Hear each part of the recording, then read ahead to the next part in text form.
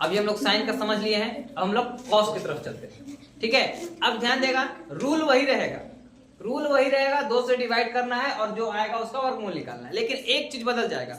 अभी हम लोग घड़ी की दिशा में बढ़े थे, अब घड़ी से उल्टा दिशा में चलेंगे। पहले किधर चल रहे थे? घड़ी के दिशा में, इधर। अब किधर चलेंगे? अब चलेंगे इधर, घड़ी के उल्टा दिशा में।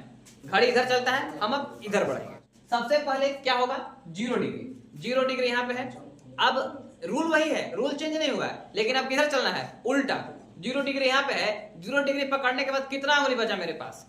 देखो तो 4, 1 2 3 4, 4 का वर्गमूल 4 का वर्गमूल 2, कितना से भाग देना है? 2 से, कैंसिल, कितना आया? 1। 0 डिग्री का मान 1।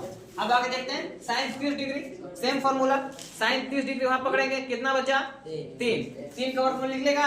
नहीं, √3। कितना डिवाइड करना है? 2 से, √3/2। आगे साइन 45 डिग्री, बीच में कितना उंगली? 2।